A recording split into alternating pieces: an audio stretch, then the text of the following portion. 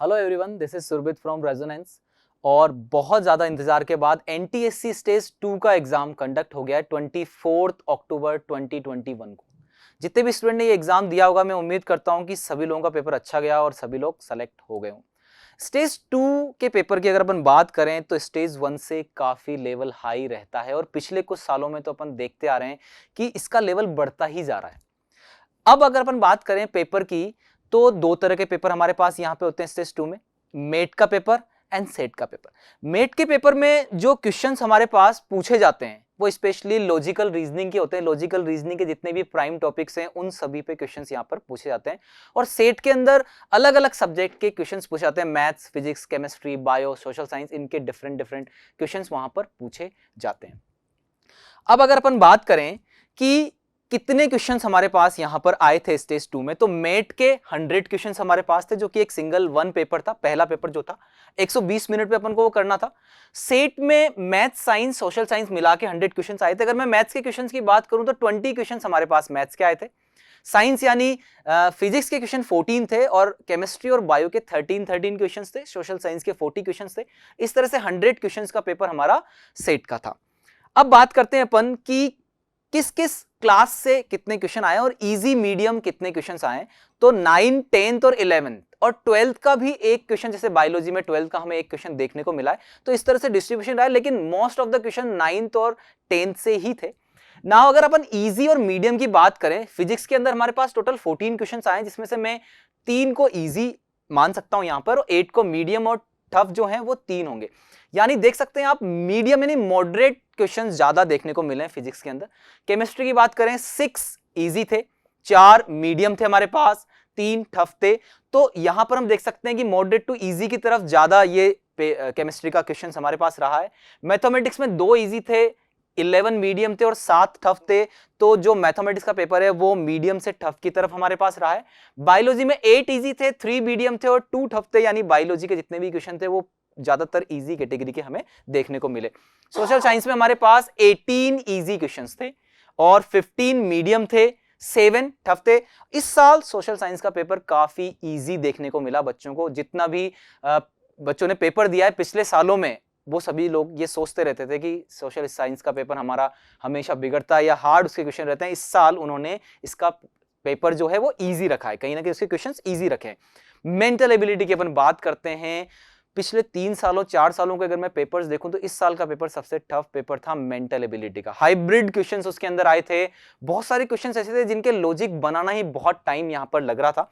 तो 15 क्वेश्चंस को मैं यहां इजी कैटेगरी में डालूंगा, 45 को मैं मीडियम कैटेगरी में और 40 क्वेश्चंस को हम यहां टफ कैटेगरी में डालेंगे। यानी ये paper purely moderate to tough या टफ माना जा सकता है मेंटल एबिलिटी का पेपर।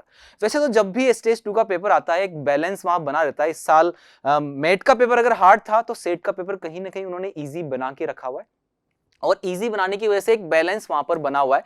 लेकिन फिर भी क्या कट ऑफ हो सकती है इस बारे में अपन बात करेंगे। अब सबसे पहले अपन एक डिफिकल्टी लेवल की बात कर लेते हैं कि जैसे फिजिक्स का डिफिकल्टी लेवल मैं 2 यहां पर बता सकता हूं, केमिस्ट्री का 1.76, मैथमेटिक्स का 2.25, बायोलॉजी का 1.23, सोशल साइंस का 1.725, मेंटल एबिलिटी का 2.25। टोटल ओवरऑल डिफिकल्टी लेवल की अगर मैं बात करूं तो 2.03 जो डिफिकल्टी लेवल मेरा यहां पर निकल के आ रहा है।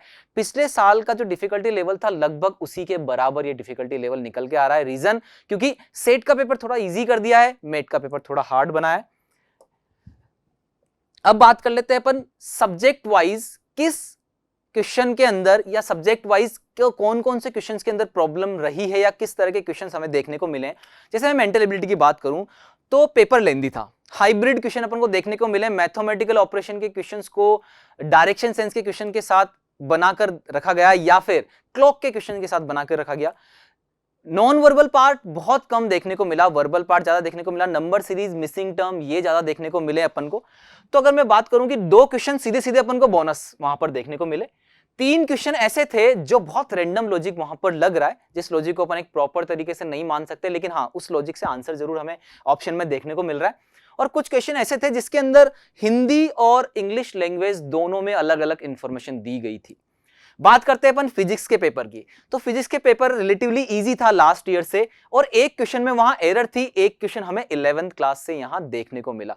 अगर अपन बायोलॉजी की यहां पर बात करें तो बायोलॉजी में पेपर वाज लास्ट ईयर से इजी था। There were more questions from 9th than 10th class, यानी 9th क्लास से ज्यादा क्वेश्चंस हमें यहां पर देखने को मिले, 10th क्लास से थोड़े से कम देखने को मिले, और एक क्वेश्चन 12th क्लास से भी अपन को यहां पर देखने को मिला। केमिस्ट्री की बात करें रिलेटिवली इजी पेपर था, और एक क्वेश्चन 11th क्लास से था। मैथमेटिक्स का पेपर थोड़ा कैलकुलेटिव था, एक क्वेश्चन ऐसा था मैथमेटिक्स में जो सीधा सीधा प्री-आरएमओ लेवल का था, ज्योमेट्री का क्वेश्चन था। और क्वेश्चन की बात करें कि दो क्वेश्चन हमारे पास बोनस थे मैथमेटिक्स में। There were one question having two correct option, एक क्वेश्चन ऐसा था जिसमें दो आंसर, दो ऑप्शन सीधे सीधे करेक्ट हो रहे थे। और ज्योमेट्री प्री-आरएमओ का लेवल का जो क्वेश्चन हमारे पास आया हुआ है, कोई भी क्वेश्चन ऐसा नहीं था जो डायरेक्टली नंबर सिस्टम पे पूछा गया है, 3 क्वेश्चन क्वाड्रेटिक के हमारे पास पूछे गए थे। सोशल साइंस की अगर हम बात करें तो difficulty level of the paper was average, मतलब इस साल सोशल साइंस का पेपर काफी इजी हम ले सकते हैं, और एक क्वेश्चन जो था वो आउट ऑफ सिलेबस हमें यहाँ पे देखने को मिला। अब इस ओवरऑल एनालिसिस के बिहाफ पर हम एक कट ऑफ यहाँ पर जनरेट कर सकते हैं या प्रेडिक्ट कर सकते हैं कि हाँ, ये मार्क्स लाने पर चांसेस रहेंगे कि हमारा सिलेक्शन श्योर हो जाएगा। बात करते हैं अपन, ये तो डिस्ट्रीब्यूशन हमें दिया हुआ है, ये भी डिस्ट्रीब्यूशन है। नाउ कट ऑफ की अपन बात कर लेते हैं। यहां पर अगर मैं प्रेडिक्ट करूं कि कट ऑफ क्या जा सकती है, यानी कितने मार्क्स लाने पर आपका सिलेक्शन होने के चांसेस ज्यादा है। पिछले साल कट ऑफ 132 गई थी, तो मैं ये कहूंगा कि कट ऑफ जो है वो पिछले साल के जो कट ऑफ थी उसके आसपास ही रहनी चाहिए। जैसे कि मैंने प्रेडिक्ट किया है 130 +-2 फॉर जनरल कैटेगरी, यानी एक विंडो हम बना सकते हैं 128 से 132 की, जिसके बीच में कट ऑफ रहनी चाहिए। अगर हम ओबीसी कैटेगरी की बात करें तो 108 मार्क्स यहां पर +-2, एससी कैटेगरी की बात करें तो 96, और एसटी कैटेगरी की बात करें तो 86 मार्क्स यहां पे, इनमें +-2 हो सकता है। अगर आप इतने मार्क्स ले आते हैं तो आपके सिलेक्शन के चांसेस काफी ज्यादा हैं, क्योंकि जो एनालिसिस अपन ने इजी, मीडियम और हार्ड के अकॉर्डिंग किया है उस हिसाब से अपन देख सकते हैं कि इतने मार्क्स लाने पर आपके सिलेक्शन के चांसेस रहेंगे। तो मेरी तरफ से एनालिसिस था स्टेज 2 पेपर का। Thank you so much.